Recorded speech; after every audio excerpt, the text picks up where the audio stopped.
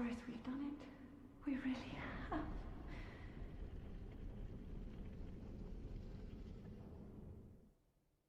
I, Yorshka, captain of this company, hereby recognize thy service. This is a wonder of the Darkmoon, inherited from my brother for this very purpose. Please, take this. Thou art most deserving of it.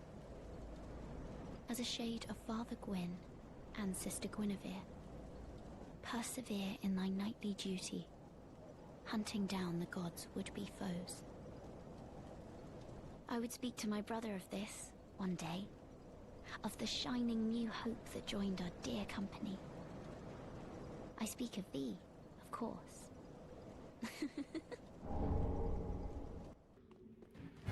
Ladies and gentlemen, I hope you are having a wonderful day, and welcome to a full-blown episode of Dark Souls 3 Invasions.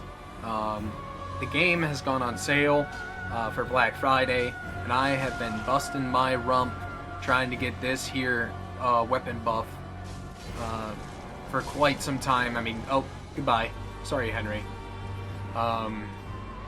Raw weapons and the Darkmoon blade that's insane. I mean, the guy only had 450 something head points, but I mean, come on. That's 219 damage. This guy has the knight armor on. That's pretty good. Solaire gets hit with a uncharged R2 for 280 damage. I mean, we're looking at hard work paying off. You know, counter hit or open hit 234. This fight was super fucking fun. Like, these guys knew what they were doing.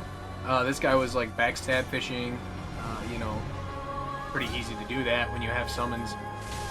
And I persevered, but you see the damage there, like less than 100 more damage when unbuffed. So the raw weapons are definitely hurting. But I'm lucky enough to have good flask management here, and at least be able to keep my weapon buffed whenever I need it.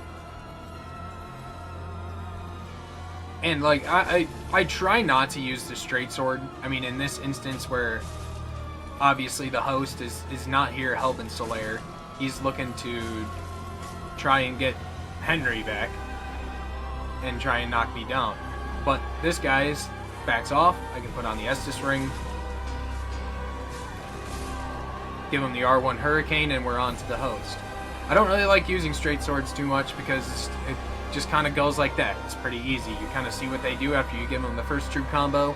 If they roll, if their first instinct is to panic roll, then you just give them an R2, and we go from here. This build pretty much just uses all the weapons like a knight uses. The name is Darkmoon Etel. I kind of like this is like a lore-ish build, as you could tell from the prolonged intro I gave. I kind of gave my shot at that. Like, see, look at this guy. This guy knows what's going on. I actually fought this guy a little bit earlier when it was just him and Solaire, and had another good fight as well. But yeah, so this character is kind of based off of like a friend of Henri's, you know, like who joins the Darkmoon Covenant. Look at the parry. Look at this guy. You know, in honor of our buddy, I can't think of his name now. Oh, Horus, you know, in honor of our buddy Horus, you know, we got the Elite Knight armor, we have Alva's helm because it looks dope, we have Farum gauntlets, and then just regular Knight greaves. This fashion looks super fucking cool to me. I see this guy's getting my parries down. He can reaction parry a Lucerne, so it's time to give him the R1 hell with the straight sword. His buff wears off. Hit him once, he goes to summon. I just read his rolls. GG. Give him the old lore, quiet resolve, and the Darkmoon loyalty, because that's what this character's for. I have a lot of fun fights here. You know, look at this guy, Plainsy K. Plainsy? I think his name was Plumsy. I mean, he was wearing Sigurd's armor. But Here's another instance of my weapons not really doing much damage without the buff. 144 was my first R1. Let's see if we can get a showcase of what it... Well, we're going to two-hand it. Ooh, 350. 359 on a charged R2 is meh. But, I mean, honestly, this build was pretty much just made for the, you know, looking cool. I get the badass purple buff. You know, I'm just like starting to branch out my skill tree in the older games here, starting with Dark Souls 3. I'm kind of getting my stride here with my fundamentals, with what weapons I should trade against, what weapons I shouldn't. You know, I'm learning all that here, and using this fun build that limits me to a lot of options and a lot of damage, prolongs a lot of fights. I get to learn a lot. Like, you know, obviously there's a lot of other what do you call that?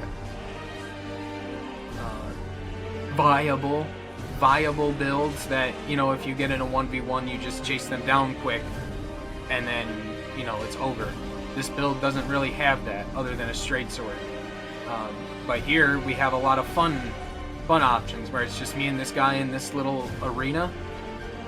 He's using a battle axe one-handed. You can use the war pick, and it gets counter damage, and it goes through shields, and it gets hyper armor.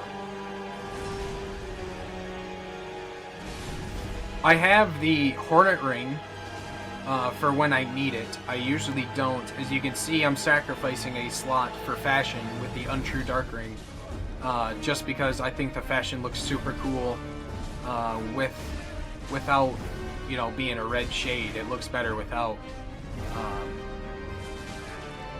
Plus, you know, maybe I hit someone on their first playthrough who's like, damn, Darkmoon Hotel, did I fuck up a quest line or something, you know? Like, that's kind of like my goal with this character.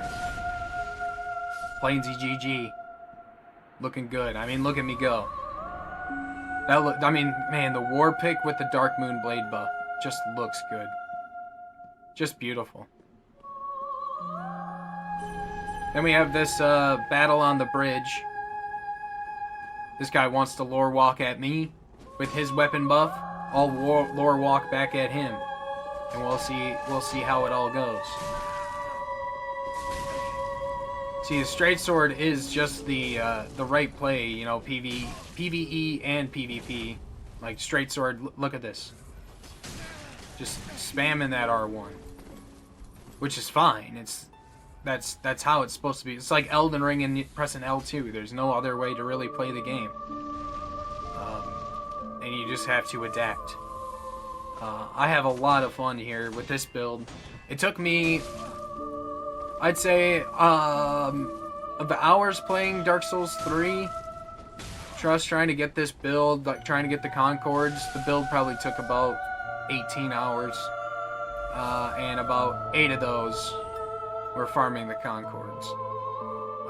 It took me a minute, but it did seem that it went by pretty fast after I got the, like, when I got down to the last 5, I just kind of started booking it, killing every last Silver Knight, you know, killing them super fast, and that's just the, you know, you just gotta keep doing it. The more you do it, the more chances you are to get it. The less you do it, you know, the less chances you're gonna get the